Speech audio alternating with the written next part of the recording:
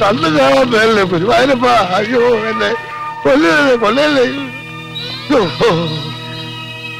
നിങ്ങൾ ആരാ? ഭയപ്പെടണ്ട. എന്റെ ചോദ്യങ്ങൾക്ക് വ്യക്തമായ ഉത്തരം കിട്ടിയാൽ താങ്കളെ കൊണ്ടുവന്നതുപോലെ തിരിച്ചുവിട്ടേക്കാം. അതല്ല മറ്റെന്തെങ്കിലും വളഞ്ഞ വഴി പ്രയോഗിച്ചാൽ യമലോകത്തേക്ക് അയക്കാനും ഞാൻ മടിക്കില്ല.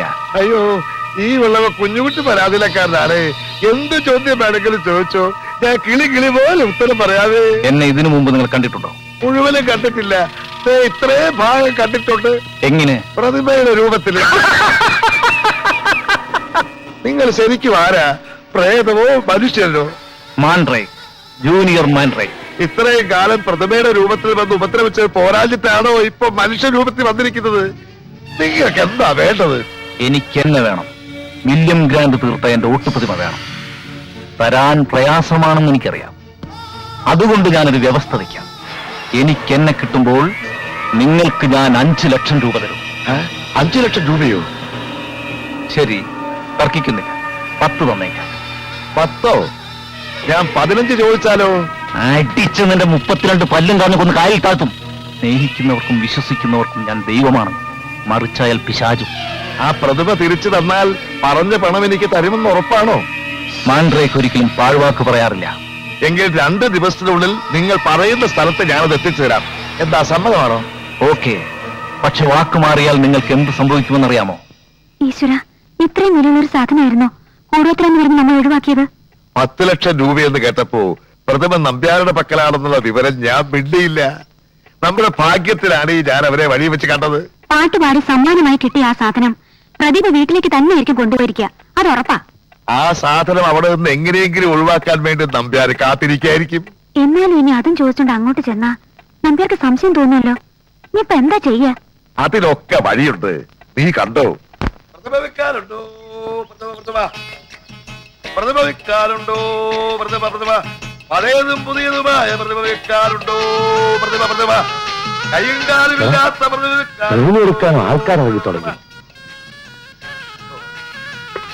അമ്മോ, ഇതാ ചൂടാ. പ്രതിമ വെക്കാനുണ്ടോ സാറേ? നല്ല വില തരാം. ഏതു തരം പ്രതിമ എടുക്കും? ഇതിന് മേലോട്ടുള്ളതാണേലും മതി. കുറച്ചു ദിവസം മുമ്പായിരുന്നെങ്കിലേ ഒരെണ്ണം തരാമായിരുന്നു. അതോടെ തന്നെ കച്ചവടം തുടങ്ങിയേനെ. അതുകൊണ്ട് എന്റെ അമ്മായിച്ചും പോയി. എത്ര വട്ടി കത്ത് കാണുമാവോ. അപ്പോ ഇതിലെ പടിഞ്ഞാറോട്ട് പോയാ സാറിന്റെ അമ്മായിച്ചന്റെ വീട്ടിലെത്തുവോ? ഇവിടുന്ന് പടിഞ്ഞാറോട്ട് പോയാൽ അമ്മായിച്ചന്റെ വീട്ടിലെത്തത്തില്ല, അറബിക്കടലിലെത്തും. എടോ, വടക്കോട്ട് പോയി തൃക്കുന്നപുരത്തെത്തണം.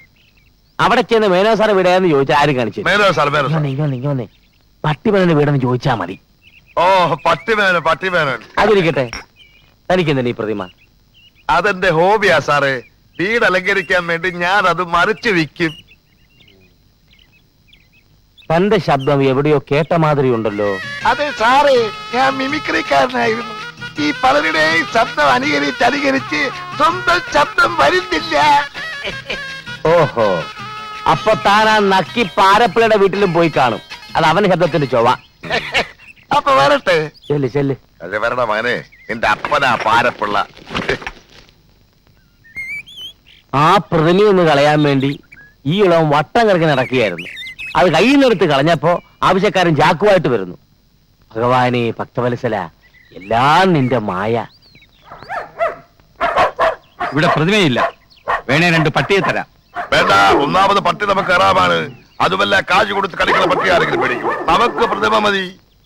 നിങ്ങൾ ഈ പറയുന്ന എണ്ണം കെട്ട പ്രതിമ എന്റെ ഡ്രൈവർ ഓമനക്കുട്ട കൊണ്ടുപോയിരിക്കുക. പിന്നെ ഇത്രയും കാലമായിട്ടും അവൻ ഈ വഴി വന്നിട്ടില്ല. ഇനി ജീവിച്ചിരിപ്പുണ്ടോ മരിച്ചു വല്ല എടുത്തിരിക്കുകയാണോ ഒരു പിടിയില്ല. ഈ ഓമനക്കുട്ടൻ എങ്ങനെയിരിക്കും? കസേരയിലിരിക്കും. അതല്ല പട്ടിമേനോനെ, അയാളെ കണ്ടാൽ ആരെ പോലെ ഇരിക്കുമെന്നാ നമ്മൾ ചോദിച്ചത്. എന്റെ 2ാമത്തെ കുട്ടി കിടക്കുന്ന ഡോർമേനില്ലേ, അവന്റെ ഛായയാണ് അയാൾക്ക്. ഓ ക്ഷമിക്കണം, എനിക്ക് പട്ടിക്ക് പാല് കൊടുക്കാൻ സമയമായി. വരട്ടെ. എന്റെ ഗുരുവായൂർ, അല്ലോ, ആ ഓമനക്കുട്ടനെ എവിടെ പോയി തപ്പുവോ എന്തോ.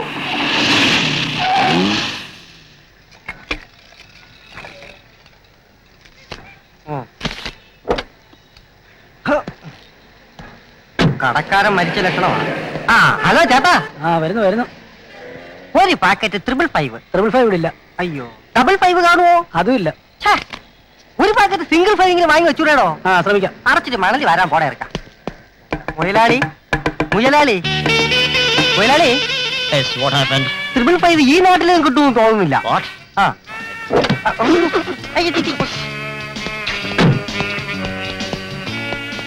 ഒരു സോഫ്റ്റ് ഡ്രിങ്ക്.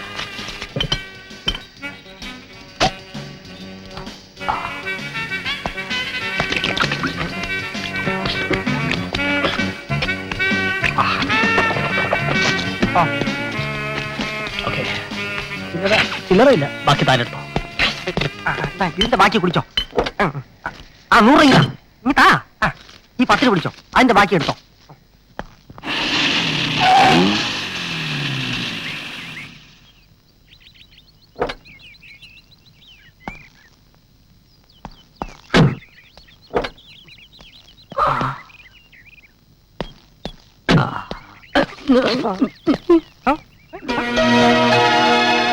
പോലീസ് സ്റ്റേഷൻ ചതിച്ചവന്റെ ഈശ്വര. മുതലാളി മുതലാളി ഇത്രയും കാലം ലോക്കപ്പിലായിരുന്നു താമസിച്ചിരുന്നത്. പിന്നെ വാടക വീടെന്ന് പറഞ്ഞതോ? ഓ, മനസ്സിലായി. വലിയ വലിയ കള്ളന്മാരൊക്കെ ജയിലിന് തറവാടെന്ന് പറയുന്ന പോലെ മുതലാളി പോലീസ് സ്റ്റേഷന് വാടക വീടെന്ന് പറഞ്ഞായിരിക്കില്ലേ? രാഷ്ട്രീയക്കാരനെ പോലെ ആൾക്കാരെ വഹിക്കാൻ വായിട്ട് അലയ്ക്കാതെ വണ്ടി കയറിയിടാ. നീ ഒരു ഡ്രൈവറാണ്, ഞാൻ പോയിട്ട് പോന്നേക്കാം. മാസത്തിൽ ഒരിക്കൽ ചെന്ന് ഒപ്പിട്ട് കൊടുക്കണമായിരിക്കും. കള്ളൻ പോയിട്ട് വരട്ടെ.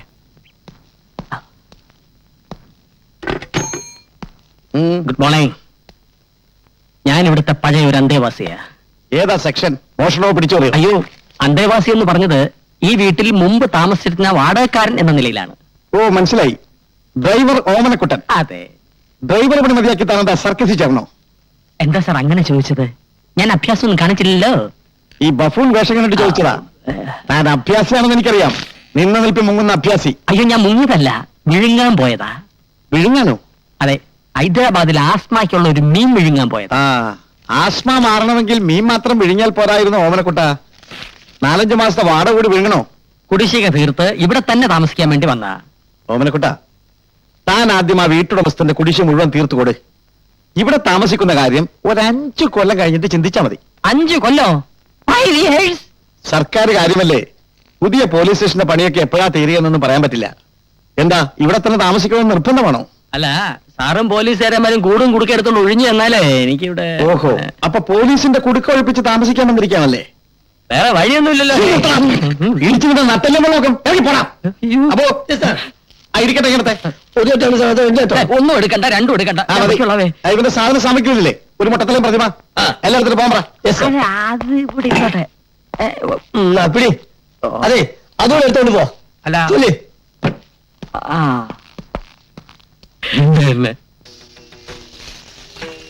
ഇനി ആശ മാത്രമേ ഉള്ളൂ ഞങ്ങൾക്കൊരാശ്രയം. ആ പ്രതിമ എങ്ങനെയെങ്കിലും തിരിച്ചെടുക്കണം. ഒഴിവാക്കിയ ബാധയെ തിരിച്ചെടുക്കാനാണോ ഭാവം? എനിക്കൊന്നും മനസ്സിലാകുന്നില്ല. മനഃപൂർവ്വം അപകടങ്ങൾ ക്ഷണിച്ചു വരുത്തിയാണോ? അല്ലെങ്കിൽ അതിനേക്കാൾ കൂടുതൽ അപകടങ്ങൾ ഉണ്ടാവും. ആശാൻ ഒന്ന് നോക്കണം. ആ, പറയാനുള്ളത് ഞാൻ പറഞ്ഞു. ഇനി നിങ്ങളുടെ ഇഷ്ടം.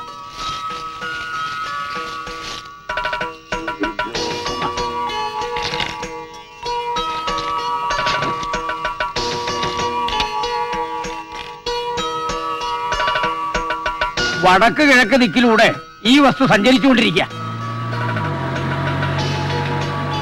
വടക്ക് കിഴക്കെന്നൊക്കെ പറഞ്ഞാ ഞാനത് എവിടെ പോയി കണ്ടുപിടിക്കാനാ? അത് തിരിച്ച് കൈവരാനുള്ള മാർഗം എന്തെങ്കിലും പറഞ്ഞത് ആശാനെ? അത് തിരിച്ചു കയ്യിൽ വന്നാൽ അനർത്ഥങ്ങൾ ഉണ്ടാവും. അതല്ല, ഞാൻ സഹിച്ചോളാം. എനിക്കത് എങ്ങനെയും കിട്ടണം. എങ്കിൽ നാളെ ചൊവ്വാങ്കോട്ട ദേവീ ക്ഷേത്രത്തിൽ ചെല്ലുക. ക്ഷേത്രകുളത്തിൽ മുങ്ങിക്കുളിക്കുക. എല്ലാത്തിനും നിവൃത്തി ഉണ്ടാവും. ദേവി അനുഗ്രഹിക്കട്ടെ. ഗോപാല, ഇത് പ്രേതബാധയുള്ള പ്രതിമയാണെന്നാണ് പറയുന്നത്. ഞാനത് വിശ്വസിച്ചിട്ടില്ല. എങ്കിലും ഇതിന് കൂടെ കൊണ്ട് നടക്കുന്ന അത്ര ബുദ്ധിയല്ല. ഇത് ഉപേക്ഷിക്കാൻ പറ്റിയ സ്ഥലത്ത് എവിടെങ്കിലും വണ്ടി ഒന്ന് നിർത്തുക. ഒക്കെയോ പുഴയോ അങ്ങനെ എവിടെങ്കിലും. എനിക്കറിയാൻ പാടില്ല ഞാൻ ചോദിക്കുക. അറിയാൻ പാടില്ലാത്തത് ചോദിക്കണ്ട. അറിയാവുന്ന ചോദിക്കാലോ. ചോദിക്കാം. മുതലാളിക്ക് എന്താ ഇടപാട്? മന്ത്രവാദോ അതോ കള്ളക്കടത്തോ? എന്തായാലും എന്റെ അടുത്ത് തുറന്നു പറയാം. മുതലാളിയുടെ ജീവൻ കയ്യിൽ പിടിച്ചിരിക്കുന്ന എന്റെ അടുത്ത് എന്തിനാ ഈ സസ്പെൻസ്? തമ്പാനൂർ ബസ് സ്റ്റാൻഡിന്റെ ഫ്രണ്ടിലെ പാർക്കില് വിശക്കുന്നു പറഞ്ഞ് തെണ്ടി നടന്ന ഊളച്ചെക്കനെ പിടിച്ച് ഡ്രൈവിംഗ് പഠിപ്പിച്ച് എന്റെ ഡ്രൈവർ ആക്കിയത് എന്റെ ലൈഫിലെ സസ്പെൻസ് പറഞ്ഞു തരാനല്ല. എടാ, അനാവശ്യ കാര്യങ്ങൾ ഇടപെട്ടാൽ നിനക്ക് കിട്ടുന്ന സസ്പെൻഷൻ ആയിരിക്കും. കാശുള്ളവൻ എന്തു ആവാലോ. ആശിക്ക് പോകുന്നതാണ് എനിക്ക് നല്ലതെന്ന് പറഞ്ഞതാ. ആ നീ കാശിക്കോ ഏത് പോ.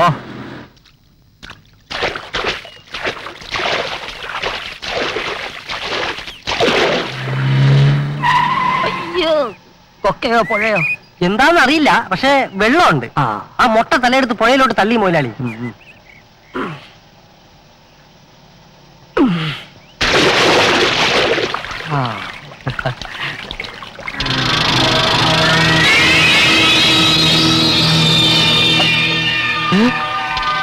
വണ്ടി വിട്ടോടാ. അയ്യോ കൃഷ്ണ ഗുരുവായൂരപ്പ ഭഗവാനെ, എവിടെ പോയി കിടന്നിരുന്ന കല്ലിലുള്ളി. ഓ, എല്ലാം വിശാലത്തിന്റെ ഭാഗ്യം. ഹലോ, അതെ, ഞാൻ നിങ്ങളുടെ കാള് പ്രതീക്ഷിച്ചിരിക്കുകയായിരുന്നു. പ്രതിമ എപ്പോൾ എവിടെ എത്തിക്കണമെന്ന് മാത്രം പറഞ്ഞാ മതി. ആ, പണം റെഡിയല്ലേ? ആ, ഓക്കെ ഓക്കെ. എന്താ അവര് പറഞ്ഞേ? മുനിസിപ്പൽ ഗോഡൌണിൽ രാത്രി 12 മണിക്ക് പ്രതിമയായിട്ട് ചെല്ലണമെന്ന്. ശരിക്കും എണ്ണി നോക്കി വാങ്ങണം, ചിലപ്പോ കള്ളനോട്ട് വന്ന് പറ്റിക്കും. അണ്ടേ, 10 ലക്ഷം രൂപ അവിടെ ഇരുന്ന് എണ്ണി എണ്ണി നിരക്കി 2 ദിവസം കഴിഞ്ഞ് ഇറങ്ങി എത്താം. ആ, അത് പറഞ്ഞപ്പോഴാ ഓർത്തത്. ഒരു പെട്ടി കൂടെ കൊണ്ടുവയ്ക്കോ. പെട്ടി അവരെന്നെ അടിച്ചുടച്ച് പെട്ടിയിലാക്കി ഇങ്ങോട്ട് അയക്കുമെന്നാ എന്റെ പേടി. പെട്ടിയായിട്ട് എല്ലാം. ഹലോ, പറഞ്ഞതുപോലെ എല്ലാം കറക്റ്റ് ആണല്ലോ? പറഞ്ഞ തുക മുഴുവനുണ്ട്. അയ്യോ, ദാ. ആ. ഏ?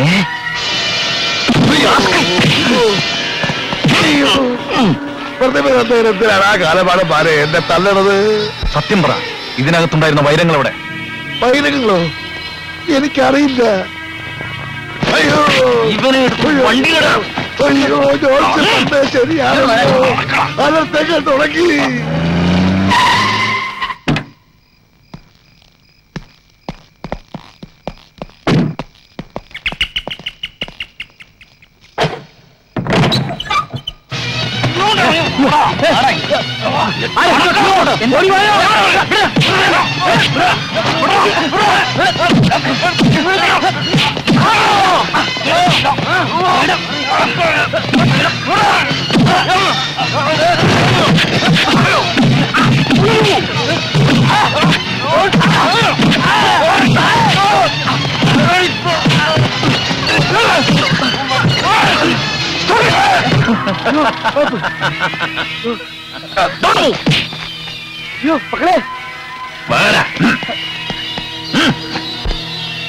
ഭാര്യയും മക്കളും ജീവനോട് കൂടി ഇരിക്കണമെങ്കിൽ നീ എന്റെ കൂടെ വരണം. ഞാൻ വരാം. നടക്ക്.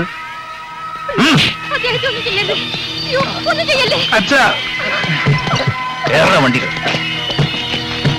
പോലീസ് വിവരമറിയിച്ചാൽ നാളെ രാവിലെ കണി കാണുന്നതിന്റെ അച്ഛന്റെ ശവമായിരിക്കും. മക്കളെ,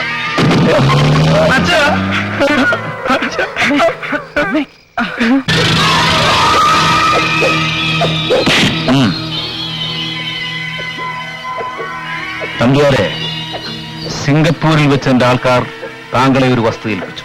അതെനിക്ക് കിട്ടി. പക്ഷെ അതിനകത്തുണ്ടായിരുന്ന വൈരങ്ങൾ അതെവിടെയാണ് ഒളിപ്പിച്ചു വെച്ചിരിക്കുന്നത്? എനിക്കൊന്നും അറിയില്ല. നടക്കണം. അയ്യോ, എല്ലാം പോയി നമ്പ്യാരെ. നമ്പ്യാരെ, ഒരു ഈയാമ്പാറ്റയെ കൊല്ലുന്ന ലാഘവത്തോടെ എനിക്ക് നിങ്ങളെ കൊല്ലാൻ കഴിയും. പക്ഷെ ഞാനത് ചെയ്യുന്നില്ല. കാരണം എനിക്ക് എന്റെ സമ്പാദ്യങ്ങൾ തിരികെ വേണം. സത്യമായിട്ടും എനിക്കറിയില്ല. അത് വെറുതെ. നിങ്ങളറിയാതെ അത് എങ്ങും പോകില്ല. സത്യം പറ. ഇല്ലെങ്കിൽ നിന്റെ ഓരോ നഖങ്ങളായി ഞാൻ ഊരിയെടുക്കും. പിന്നെ നാക്കും. പിന്നീട് ഒരിക്കലും നിനക്ക് ഒരു സത്യവും പറയാൻ കഴിയില്ല. എന്റെ നമ്പ്യാരെ, തല്ലുകൊള്ളാൻ എന്റെ ദേഹത്തിന് ഇടമില്ല. ആ വൈരം എവിടെയാണെന്ന് വെച്ചാൽ അതങ്ങ് എടുത്ത് കൊടുത്തേര്. ഈ നാക്കും നഖമൊന്നുമില്ലാതെ. അയ്യോ, ഞാൻ പറഞ്ഞത് സത്യമാണ്. ആ പ്രതിമ എന്റെ കയ്യിൽ നിന്ന് എന്റെ അമ്മായിച്ചനെ എടുത്തോണ്ട് പോയത്